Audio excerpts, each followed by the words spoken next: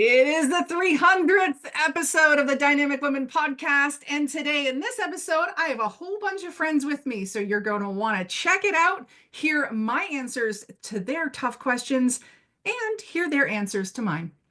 And today, to celebrate the 300th episode, I have a whole room of friends. Hello, everyone. Hello. Hello. Hi. Hey, so good. Hello. So, for those of you who are listening to this on the Dynamic Women podcast, you're just hearing all these voices. The voices from Barb and Rochelle and Pamela and Lydia and Paula and Karen and Patricia and Kathy and Sandrine and Layla. And I hope I didn't miss anyone else, but I'm going by what I see on my screen here. Amanda's here as well. And so if you want to see who is actually here based on their full names, please check out the description. We also have this episode available on YouTube if you actually want to see them. So what we're going to do, first, actually, I'll do a little recap. So this is 300 episodes. We're in our 5th year. I said our, but it's my podcast. And my goal with this podcast is to share my experiences, share my truth around kind of all areas of life for women, a lot of it based on business women and how to have success and be dynamic. So our first question in a moment is going to be, in your experience, what defines a dynamic woman? And the ladies who are here are going to share their answers. But just to let you know what we have achieved, I've done a whole bunch of personal solo episodes, but I've also brought on amazing guests to do shows with me. Also, we've done panels, and proud to say that we've won 5 awards. One of them, we were at the top, we were the third top in the top 50. We were number 3, and Jenna Kutcher was ranked number 1. So I was pretty proud of that. We're in the top like 2.5% of all podcasts. And so there we go. That's the exciting news about the podcast. So now I'm going to ask you the question and get your answers. So the question is, in your experience, what defines a dynamic woman? And as you are raising your hand, ready to share your answer for this one, I'm going to just tell you why I chose Dynamic Woman as the title. Back in 2013, I started a community called Dynamic Women. It was actually Dynamic Women in Action, and there was just a lot of words. So it became Dynamic Women. Plus, it's easier to trademark 2 words than it is 4, right? So trademark Dynamic Women. We were doing live events across in 8 different locations. And then the podcast, right? The podcast came about. So why I chose Dynamic Women is because when I thought I was going to call it Confident Women, I thought, wow, there's going to be a lot of women going, I'm not a confident woman. So I can't show up at this event. But it was funny when I thought of the word dynamic, I thought, what does that even mean? We'll probably get a lot of people going, I'm dynamic, the confident ones. And then the not dynamic ones will go, that sounds cool. Maybe I'm dynamic. I don't know, but it sounds like a cool place to be. And I'm going to meet some great women. And that's actually what happened. So after you tell me what defines a dynamic woman, I'll tell you what all of these women told me at these events. So who wants to go first? Pamela. Hello, Diane. Thank you for inviting me to your 300th show. Woo! That Yay. is a great accomplishment to be number 3 when Jenna Kutcher's number 1. So how awesome is that? For dynamic, for me, I mean, just reading the actual definition, constant change, active, you're lively, you're energetic, you're spirited. I think it's a woman who is always on the go and continuously learning and continuously reinventing yourself, because to keep up the pace with everything the way it's going, that's what I see it as. Nice. Thank you for sharing that. And I love that you went to the definition because it saves me having to share that one. Barb, let's go over to you. Well, similar to Pamela, I went to the definition because I didn't know what dynamic meant. I was going, I don't know. Am I a dynamic woman? I have no idea. And yet, one of the core components of what I talk about and how I help people is about leading people through change and understanding like our lives are filled with change. Everything that we do, if we can't learn how to overcome change that we have to get through, and we will always be going through change, we can't be successful. So to be here, the fact that we're here, whether you are on camera or not, whether you speak or not, the fact that you've shown up in some way says that you've gone through enough change that this is a place that you can be. So I think you fill your place with some incredible women that are filled with dynamic abilities. Thank you for that. Thank you. And yes, you are dynamic. Lydia, let's hear your answer. We'll just get you to unmute. There we go. I took a little bit of a different approach. I did not look at the definition, but to me, a dynamic woman is a woman who knows herself, knows who she is. She creates her own unique style and lives by that style. She builds a community and she shares what it is that she has learned that brought her to the place that she's at currently. Wow. If I could be so honored as to take that definition on myself with the podcast, I would love to. Thank you, Lydia. Love it. Really great ideas of what a dynamic woman is. If there's anyone else that wants to share, please go ahead, raise your hand. But when I did this activity, launching the first location, and the reason why I started Dynamic Women was because I was sick of surface level networking. You know, when it's like shake a hand, take a business card, and then you see the person the next week and they shake your hand and they give you a business card and you go, we met last week and you do this. Or you meet people and they're like, oh, what do you do? You're a coach? Oh. And they're looking for the next person to speak to. And you're like, what the? I was like, forget that. I'm going to start a community where we actually aren't allowed to sell ourselves. We have to meet as who we are rather than what we do. And by getting to know each other, that know, like, and trust will happen. And we'll get to know each other in different ways. And then we'll want to do life and business together. Right? Patricia, how about you? What's your thought on what defines a dynamic woman? Well, of course, it's a resilient woman. And I love to say, know your gifts and give what you can. So a dynamic woman knows what fuels her up, what helps her flourish. And she takes that energy and her gifts, her strengths, her skills, her knowledge, and she gives what she can to make a positive difference in the world. Boom. You're getting a lot of head shakes on that one. Thank you, Patricia. That's awesome. Well, when I asked, as with, we had some similarities, some differences, when I asked in the community what makes a dynamic woman, and all these words were coming at me, it was so interesting to see. They were juxtaposed. They're complete opposites. Great listener, great communicator, creative, analytical. We even got really fun ones like sassy pants. I'm like, sure, okay. They're funny, they're thoughtful. Right? We have both sides, and there were so many different definitions of who a dynamic woman was that it was so interesting. And this happened every single time I opened up a new location. So we did this at least 8 times, and we always got different definitions. So my hope is that everyone believes that they're a dynamic woman in their own way, and that they just look to turn up the volume a little bit, maybe on the skills that they have, on the talents. So I would love to go to one of your questions. The first question there I have is from, let's see, who am I going to pick? Let's go with Karen. We'll go with your question. Karen Ta, you got a couple of questions for me. So come on down. Ask me the tough questions.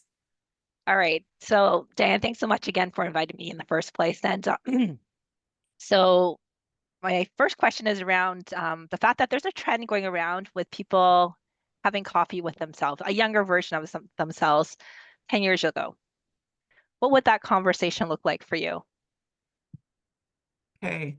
And you also asked me the other one. What's your biggest regret? Yes.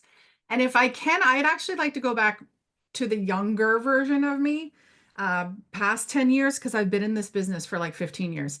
So Okay. If it was 10 years, I'd probably say start the podcast sooner. Start the podcast sooner. That's what I would have said to her in this moment. And my children were young. My children were young. And I wish I would have said to her, this is not how life is going to be. Like, you're just in the trenches now. It will get easier. And you probably have postpartum depression. Go take care of that. I wish that I would have clicked in sooner, but it's hard when you're such like a driven high achiever, to be able to not like just push through the hard times. But my biggest regret, actually, and this is something I think should be taught in the school system, and I'm going to spotlight myself again for these ones. So my biggest regret is actually measuring my life according to success. This was a game changer for me. So as I was mentioning, high achiever, top performer, pushing, always like, oh, I can be president of that. I can win that award. I can achieve that. It wasn't a case of will I go to university? It was which one and how many scholarships will I get? It's always been a check the boxes, reach the success, get the awards, the achievement. That's where my focus went. And so always measuring my life according to success, always. Until I hired a life coach. I did the wheel of life and I went, oh, no wonder I can't measure life, or no wonder I can't like keep life balanced between work and life. Because work is actually just one area of, I now work on a 10 area wheel of life. That was mind blowing that, oh, it's not about success. Because I was at a moment in my life, I'm actually going to share this on the next podcast episode. I was at a moment in my life where I had checked all the boxes, had all the success, was engaged, going to buy a house, doing all the things before I'm 30, great job, all this stuff. And I wasn't happy. And I was like, but how am I not happy? And then I felt super bad because it made me seem ungrateful because my life was so successful on paper. And yet I felt like a void. And so I won't go into it too much because that'll just wreck the next episode. I'll have nothing left to say. But when I could start measuring life according to satisfaction and look at all 10 areas, I realized, wow, I'm not happy in that area. And I'm not happy in that area. And I'm not happy in that area. And that's why I'm unhappy and eating nachos and drinking wine at night. It was mind blowing. So my biggest regret is that I didn't know about that until I was like 29. And so if you're right now going, but I don't know about the life wheel and the 10 areas and measuring my life according to satisfaction. Okay, so we need to talk and I'm going to show you and life's going to be a lot nicer for you. And that what on one piece I also want to add to that is that the other thing that I realized, and probably what I would tell myself or my younger self, even 10 years ago, always align yourself according to your values. And I don't mean my morals or my faith beliefs and what I, following the 10 commandments. I don't mean that stuff. I mean my value for things like adventure.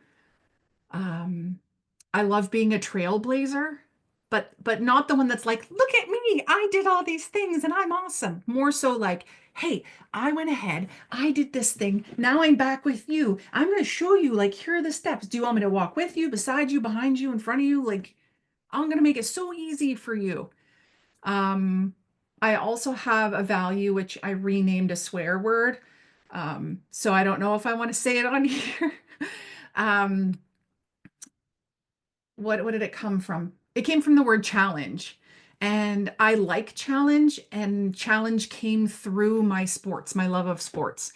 And I tore my ACL when I was 28. And so I was unable to play rugby at a competitive level or soccer anymore at a very competitive level. And so I lost a part of myself. And so I had to bring challenge into my life for fun to feel alive. And so I wish I had known earlier to really stick with my values. And if I always chase my values, I will always have energy and resonance and happiness. It's when I say yes to things that aren't in my value wheel that I feel dissonance and friction, and it's not fun. You have a follow-up there, Karen? Do you have a follow-up, Diane? So the follow-up is, the first thing you said was you would one of the things you would have done sooner is your podcast. So how does that podcast relate to your values, the wheel of life that you talked about? How does that all come together? Okay, good. Yes. Actually, that's a really, I'm really excited about this question. Two pieces. So the one piece actually is I love efficiency. That's a value of mine. That's the value side. Podcast helps me with efficiency. And on the other side, the efficiency actually helps me balance my wheel. So before, I used to do a blog and do a YouTube video and then do all my social media and then do my newsletter. And I did something new for everything. Well, that's stupid because it's not efficient and you have to do so much work. And so when I did the podcast, I started to realize this is a repurposing machine. So the podcast, I mentioned it earlier, right? The podcast is also my YouTube video because I record on video. So if you're a podcaster, you're not recording on video, record on video and then use that for something. Then my team now takes the transcription and they make it into my blog. So if you've been reading my blog and listening to my podcast and they sound similar, it's because it's the exact same thing. The blog's just cleaned up a little bit because I speak not as well as I guess people write, or my team transcribes it and fixes it. And then I look back and I go, why did I say it that way? I'm going to change it. And then that is turned into the newsletter and turned into all my social media posts. And then the newsletter and the social media posts refer back to the YouTube, the blog, and the podcast. So it is such a great, I actually called it content multiplication magic. How to make one piece of content into all these different pieces, and even better if you have a VA, a virtual assistant, to do it for you. So it has given me time back in my life because it's much easier if I'm a speaker first and a writer second, or a writer fifth. I don't even care about writing as much as I do speaking. So, but for those of you who are writers, you would write first and then you could read it. And that could be your way of repurposing content. Yeah, good follow-up. Okay. Now I'm putting it back to you, ladies. You ready for your next question? Which one am I going to go to? Since I talked about satisfaction, when or where, or when and where are you most satisfied in your life? So it's not the success piece, right? This is satisfaction. Where do you feel that contentment, fulfillment, happiness? Where is that for you? For me, a lot of satisfaction comes on the soccer field. And when I tore my lateral meniscus, the orthopedic surgeon looks at me and says, "Do you do this for fun or fitness?" And I'm like, "I love it." And he's like, "Okay, then keep doing it." But it's not the smartest. Okay, Kathy, what's your answer to this one?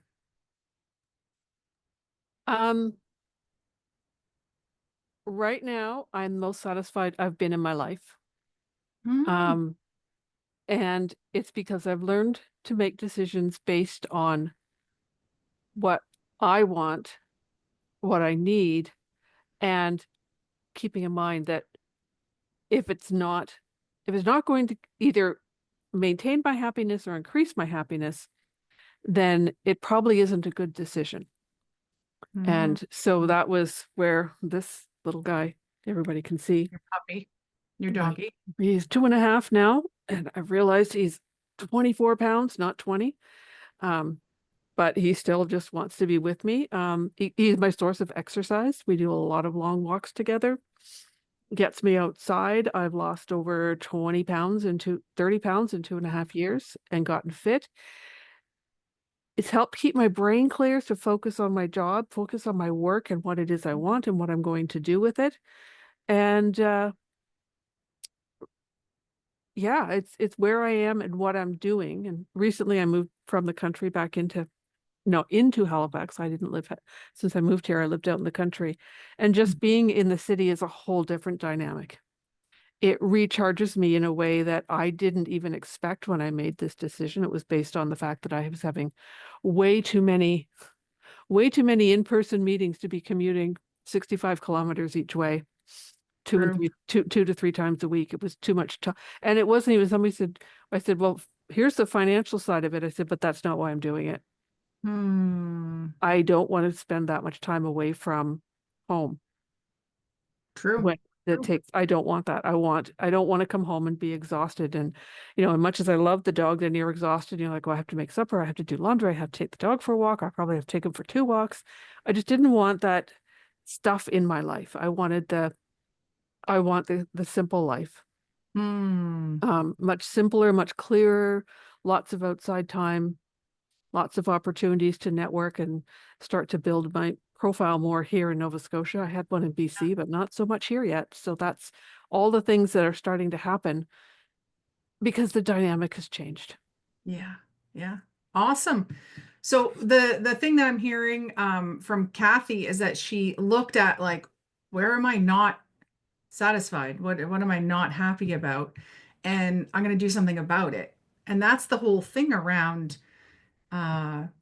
measuring our life according to satisfaction rather than measuring our life according to success, right? I've worked with people who have on purpose taken demotions instead of promotions in order to have the lifestyle that they wanted, and or worked one day less a week and maybe made a little bit less money, but they were fine with that. Even better if you can do both, make more money and work less. But not always the case. Paula, how about you?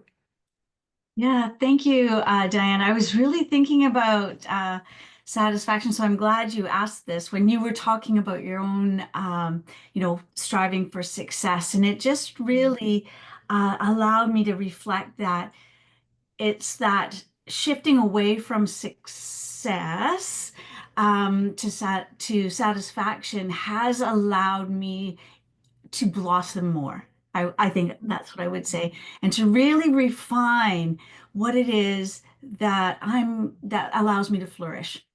And I think that is the key, because success to me, we're just constantly on that little hamster wheel. But in satisfaction, it allows you to take a step back and to sit in what it is that's surrounding you, and what it is that allows you to flourish and really, really understand, I think, the deeper points of yourself through satisfaction. So Yeah, I love that word, flourish. That's such a good word, Paula. Thank you for bringing that in, because that's what we're wanting, right? We want to flourish in our lives. We don't want to be like ho hum, every day is the same and life sucks. That's why I actually created the Reignite program, because for when I lost my spark, I wish someone, thankfully my friend called me out and was like, well, you lost your spark. I definitely wasn't flourishing on the inside. I was flourishing on the outside. And then my face had to keep up appearances with everything's good, right? But that's not how things are. Lydia, how about you? Satisfaction in life. Where and when are you most satisfied? Just have you unmute. It's interesting, the last several years, I have put myself in a place where I move around a lot. Like last year, for example, I went to Australia twice. I stayed for 3 months at a time. And that was part of me developing that I have to be satisfied and know who I am no matter where I'm at. So it's not being responsive to what's going on around me. It comes from within me. And so I feel satisfied because I can be in that place no matter where I go. Yeah. Nice. That's goals, everyone. That is goals. If you can be satisfied no matter where you are. Thanks for that, Lydia. I went to a conference, and, people were, a lot of the people attending were complaining about everything and blah, blah, blah, complaining about this speaker and that speaker and this abstract not matching and all this. And I was just like, we can be in this place of dissatisfaction and annoyance and frustration and anger, or we can be like, what's one golden nugget that I'm going to learn from this person? Like we get to, so it made me think about, we're in control of our own state. And so that's kind of where Lydia was going with that. Nice. pretty nice to be in Australia too. Sandrine, hello. How about you? Where or when are you most satisfied in your life? Hi, Diane. I am more satisfied when I'm being productive. So I can be very happy doing nothing. Like I do lots of dog sitting. I have my happy moment. But to be satisfied, I need to be busy and productive. I only get satisfaction, I think, from that, whether it is from cleaning the house or helping someone or planning. But I think productivity, and people said, you work too much or you move too much or you can't relax. I really take a lot of pleasure and satisfaction by being on the move and as happy as I can be doing nothing. To really be truly in my element, I need to get things done. Good, good. So you know what, I think that's the key thing Sandrine's bringing up is like knowing what it is that makes you happy. That's like the hardest question when I talk to audiences, when I'm speaking, or when I even enter. I was in a professional women's group and we were waiting for the event to start. And I was like, so like, what is it that makes you guys happy? What do you like? What do you want? And they were like, what do I want for lunch? I'm like, no, what do you want in life? And they're like, oh, I don't know. I never really thought of that. I don't know. A bigger house, more vacation. Okay. You got to let me know what actually makes you happy. And a lot of times people come to me and they go, I don't know. I don't know. I have all this time off and I haven't booked it because I don't even know what I would do with the time if I'm not working. So, Pamela, we'll bring you up. We'll get your answer. And then I'm going to go to the next question that you ladies have for me. Pamela. Hello. So I love to sing. I love to connect with people. So writing and also my podcast, I love that. I love interviewing people and having them share their story. I love to hear, how they took their power back when they went through scenarios, but that connection with people and just really helping others. And if it can involve music, I love that too. That really fulfills me. Nice, nice. Well, thanks for sharing. And yeah, a lot of times we're most satisfied when we're doing our gifts, right? Our gifts, our talents. Well, let's look at another question that you have for me. And let's see which one I'm going to go to next. We got a lot. I might have to save some of these for another time. Rochelle. Okay, Rochelle asks, how do you grow into being a leader with the word grow in capitals? Well, I started to, and a lot of you pre-sent me these questions, which I appreciate because I don't have answering a question regret later where I actually had a chance to think of it. And first of all, the leadership part for me comes around having a really high work ethic, commitment, doing what's right. And I think of my times when I was younger. So when I was chosen as captain of the teams, no matter the sport, I was often the captain, president of clubs, president of student council. And then when I grew up and doing all this stuff, I have a very high work ethic. And so in soccer, I would be there first and I'd be already ready and warming up. I would be doing all of the drills to the top. I had to be the one because I'm like, if I'm going to be your captain, I need to be able to run further, farther, faster. So I would train on my own. And I did a lot of things to raise my own bar so that I could then expect others to raise their bar. Because if I wasn't going to do it, why would they do it? And then also looking to how can I empower others? That was probably one of my lessons that I learned was about empowering others. And it was news to me that not everyone could do what I could do or as quickly as I can do it. And that sounds a bit egotistical now that I'm saying that. But I was surprised. I was very surprised because things did come easily to me. And I was like, I remember lapping. I came back from being in Japan for 3 years, and I was probably 5 years older than most of my teammates in soccer. and I was lapping them. And I'm like, guys, how am I lapping you? I'm older than you. And now I laugh because I was like, what, 25? But anyway, I couldn't do that today. But I'm like, how am I lapping you? But what I learned was I had to get in with them in the small talk. And that was really hard for me, especially when I moved up in my company pretty quickly. I was everyone's friend. And then all of a sudden people don't want to be your friend anymore when you're evaluating them. And so I learned that and this was the hardest thing for me, because I'm a very much let's get it done. Let's get it done. Let's do this. Okay, here we go. Here we go. And I had to remember to be like, hi, how are you today? And like do the small talk and then go, okay, so I need this thing from you or whatever it may be.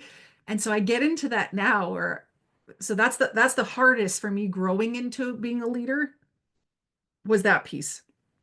Because I just like, let's get it done. My efficiency value. And what else did I? Oh, okay, yeah.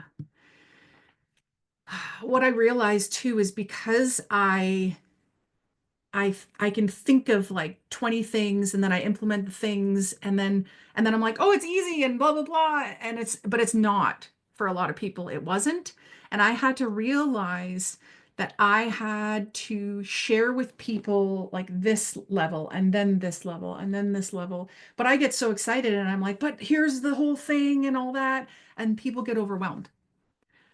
So what I realized is, to be a great leader, I had to learn how to bring it to their level and then help them to build on it, and not to make it be perfect.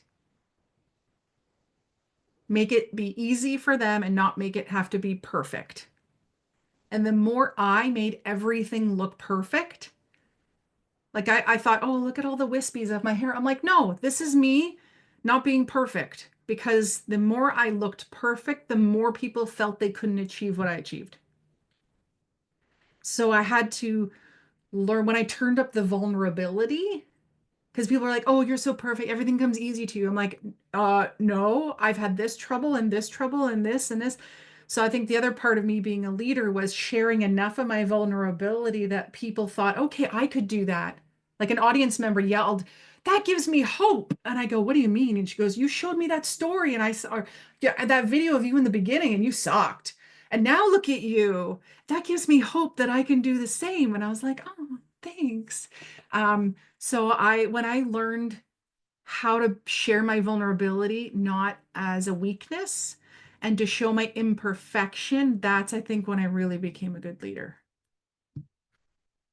I felt like a roundabout answer. And then the last thing I wrote here is eat humble pie and make small talk. Yeah, I have to do that a lot. A lot of messages coming in here. A lot of messages in the chat. Lovely. I'll be reading those later. Okay, back to you, ladies. Thanks for that question, Rochelle. I feel like I need to do like a whole episode on that one. That's a good one. And it actually leads me into a side note here. We're putting out Dynamic Women Leadership Secrets, launching in or being published and available end of May. And a bunch of the women here today are going to be in that book. Pretty exciting. Barb, Rochelle, Karen, Paula. Paula's also our editor. I'm looking who else. I hope I didn't miss anyone. Okay, my question for you. You don't get off the hook. You get a question. Oh, okay. What's one myth or stereotype about women that you believe needs to be debunked, and why? Might be a tougher one. A myth or a stereotype about women that you believe needs to be debunked, and why? As you're thinking, I did a post the other day about how people judge me when I go away with friends, or even when I do an overnight in Whistler that I do once a year. And they'll say, how could you leave your family for 10 days? What about your children? What about your husband? I'm like, what about them? They're good. My children are jealous, but my husband says, you work hard. So why don't you get to go and relax and recharge? So I think the stereotype that women shouldn't be leaving the home to have a little personal vacation is wrong. It needs to be debunked. We need our time away to recharge and relax and have new experiences. Anyone else have an answer for this one?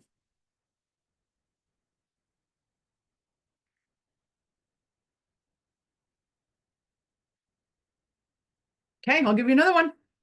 If you want to come back to this, totally fine. What do you think are some of the, someone's coming in? Oh, I'm just saying you've got two hands up, Barb. Oh, do I? Yeah, you do. I see these people. I'm going to flip my arrow. Now I see two people. Okay, Sandrine, I know your hand was up from before. So, yeah, okay, Barb. Come on down, Barb.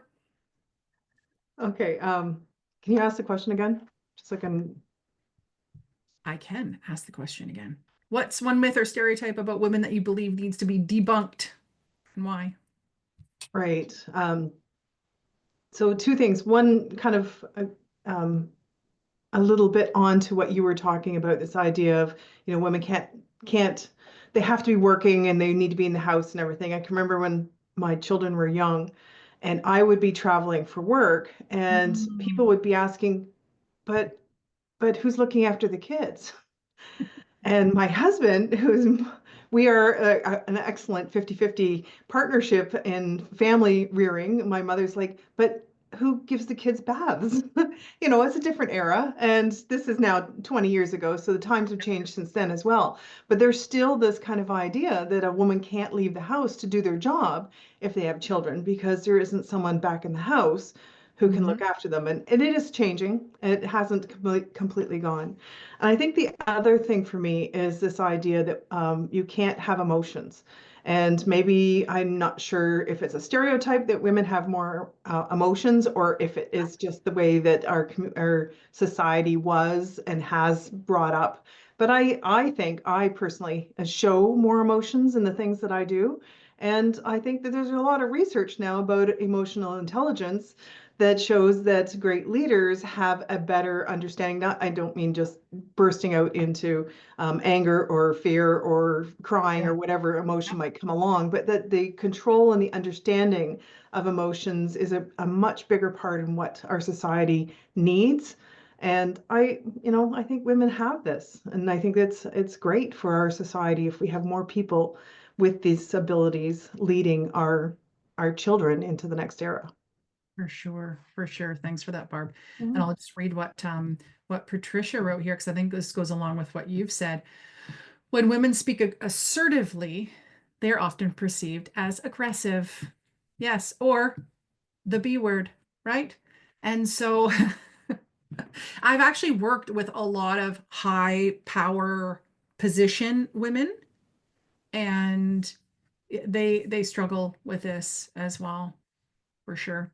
Okay, Pamela, let's get your answer. So I think I was just thinking about this because I'm like, what could it be? But I think it's the myth that we can't have it all. We can have it all, especially in this day and time. There's VAs, we can delegate, and we can have it all and feel that fulfillment at the same time as we are bringing our family in. I mean, now people work from home. Your families are with you. You don't have to farm them out, or take them to wherever they need to go. So I think that myth, we can have it all. There you go. We can have it all, ladies. So true. Yeah, actually, COVID, I think, helped us out a lot to be able to be normal about things. I can remember I was in a mastermind or in a training or something, and my son came in. Somehow the door was unlocked. He came in wearing a ninja costume, and he's an extrovert for sure, and he loves attention. So he was like in the camera, and I'm like, get out, right? And then he leaves and he comes back with a sword and he starts putting the sword in the camera, and everyone's laughing and no one shamed me, which was really good. I think that's where COVID has helped us a lot. Okay, I'm noticing the time. We do need to be wrapping this up, ladies. So I'm going to do kind of the quick answer to a few of these questions.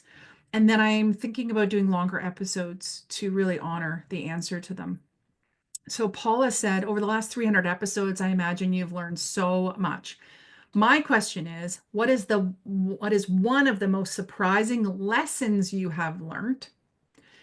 And the one that perhaps you never saw coming. So I don't know why I was so surprised by this. So I had to think about this, but the thing that came up was actually something I mentioned earlier, is the episodes that get the most listens are the ones where I'm super vulnerable. But like no surprise. So many people commented on my post where I felt judged that I just did the other day. So many people commented because I pull at the heartstrings in that way, not because I'm a puppeteer, but because I'm like being true about how I'm feeling. So the super vulnerable ones get more views, get more downloads, whatever, than the ones where I'm not polished. And I think that's also true for how I consume content. I want to see someone being real and know the behind the scenes. And then Lydia, would you like to ask your questions?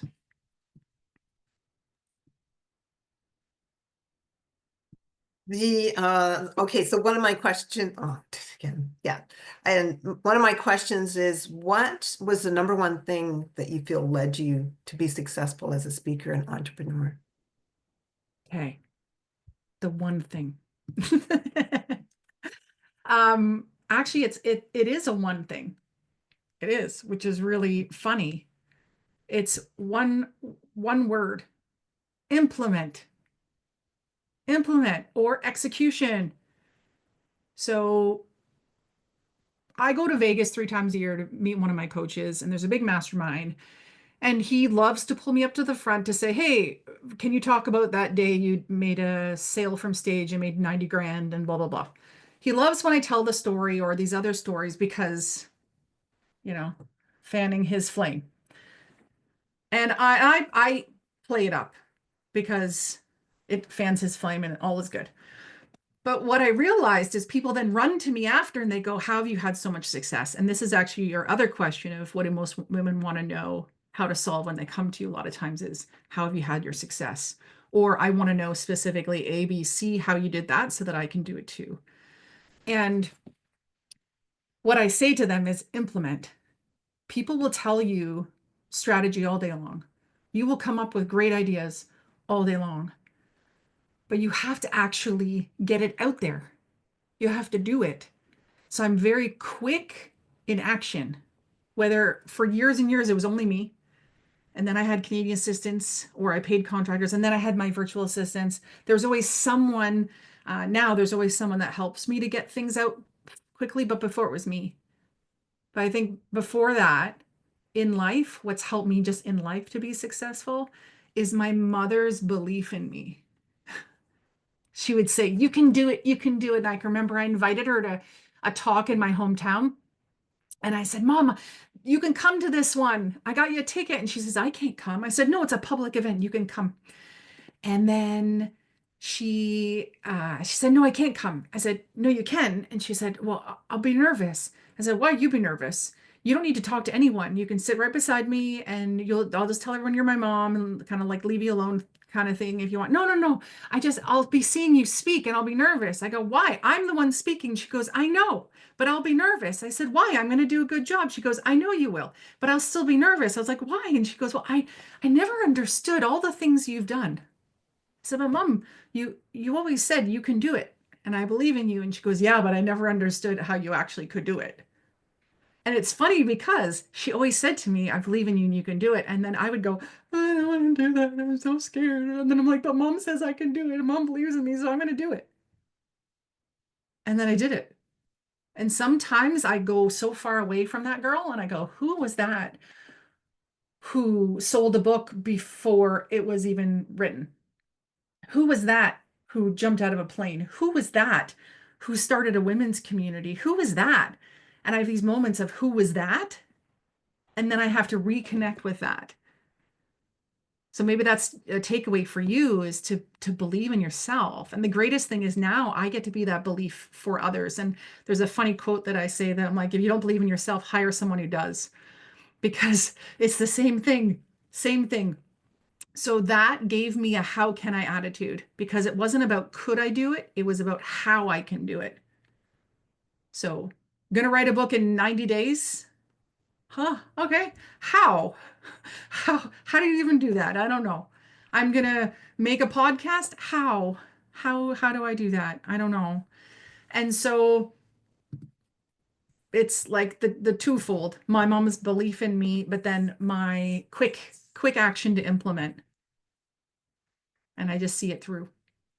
So, well, we're gonna wrap up here. We have spent a longer time than I thought because you have given such amazing answers. You have asked me awesome questions.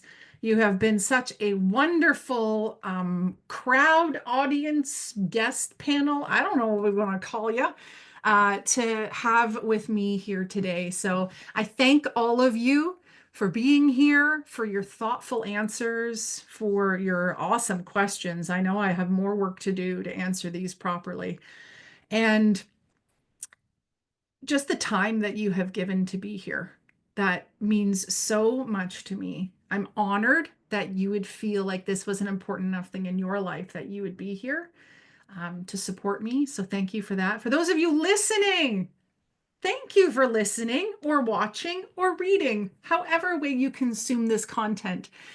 And stay tuned for the next episode where I'll talk more about the 2 times, maybe 3 times where I lost my spark and how I felt like I was kind of an imposter of like, whose life is this? And I'm not happy. So stay tuned for that. I'll say a final goodbye to all of those in the room here. Bye. You want to say bye? Bye. Happy Christmas. Thank you for being part of the 300th episode. Thank you to all of my listeners, viewers, readers. I appreciate you. And if you have an idea for a story, an episode, a question that you would like me to answer or share, then please reach out to me, Diane at DianeRolston.com. And if you haven't yet, I'd love it if you would write a review of the Dynamic Women podcast. And then make sure when you do that, you send a screenshot of it and your mailing address to team@DianeRolston.com so we can send you a little something special in the mail. So until next time, everyone, stay dynamic. Bye.